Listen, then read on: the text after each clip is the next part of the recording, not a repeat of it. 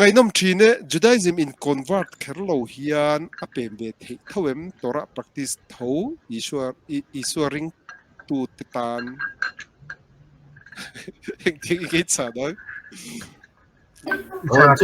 Cha tham le shin chu to tiang kan non sang lo kang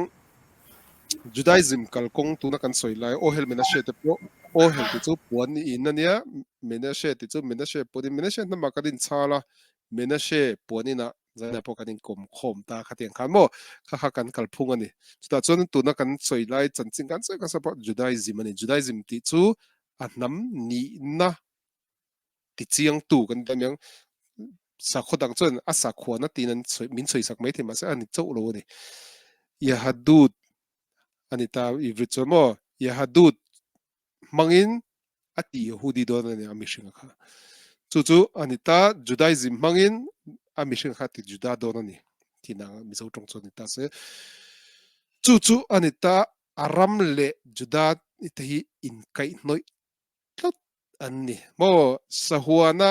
sakai baknei khoi nun chu har sa to sakai baknei kha sakai me ransa ang pon ni loin eng tiang kan tiang zote ang mi min kan chan don ani a ramani lo wang han a ani thung kha phadon lo ni chu tiang che cho mi eng tiang kan tiang ar rol po kha mishing ina hin om tir ta ta mishing ta kha ar bo ma om ta jok ta ila ai rem don ni chu tiang che cho din khovel nam dang sa khodang von tu te tan po Israel ram chu ai mil thei mi alo ni o kum tum ma kum som sari vel khanin Israel a juda ten kan ron ho kirle chanta khami ma zong zong khan voi khan ma Israel ram hi rok ngai lo ni tu te la ka mor lo a rok ngai lo kan ti chon khovel nam dang sang sang en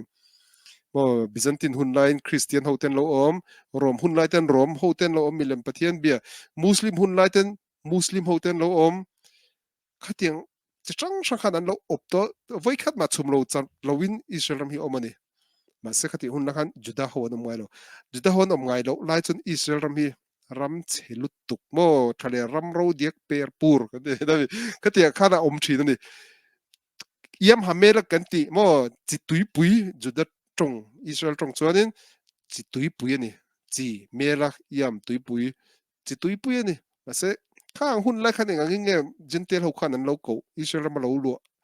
lo om tu te khan eng tiang in lo ko kan ti chon yam hama vet mo thi na tui pui thi an lo ti ni eng ma that na re lo heti lai tui pui hi ram la hek tu mai mai ni ti khan an ti Israel ho an ron ho kir ver thunga chuan Israel nun na nar chi khatani mo khumi mun tang konin factory som rok chuang o mani mo thil cosmetic lam pang siam na te lei tha mo agriculture tan thil tha tak tak chi kan li lai chi tan te mo thil chi chang sang an ron ti chuka Israel ram sum nar lian nu tukani achan chu Israel ram mo man laya kanan ram ni thin tuna Israel ram hi Israel te tan ain milbika Israel te tan chau amila chu chu ni chu wang chuan tuna kan poi pui lai Judaism kan soite Benjamin she kan soite Shevin men she kan soite Shevei Israel ti vel kan soi khom zong zong kha Juda sa khwa vuan tu te tan lo chuanin kha kha ke chuan kan pui thei lo wa a thei lo tukani mo chu wang chuanin isua ring tu te tan chuang kan ti da mi hei zona ang takin frang tak ten karon soi ni chumo isua ring tu tan chuang khovel zong zong a huwa pan tuma Christian chu Christian chu ram lak na sa khwani mo an thil ti zong an thil ti po ram thim ve ram thima Christian ni ve lo tu te Christian khan thu pui ber thin ni khatian che khan om zia chu Christian sa khwa chong khovel mun pum pui nei juda te chon khovel mun tre te mep zia chang po ram ming zia lin lo na mun ram te chau kan nei ni mo Israel ram hi mep le kha bua chuan pon a dung zong te nen zia kan ni lo cha sir tui pu te khan Israel tin chu thi ni om je chu khovela juda te chon tu ram te chau kan nei chu chu juda sa kho betu te ta na mun ani Christian sa kho betu te tan chuan khovel pum pui phar dei du ni o chu wan chuan ka chana chuan tu na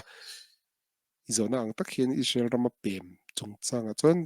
juda sa kho von tu te tan chaw in hong ani kan to nam ni ang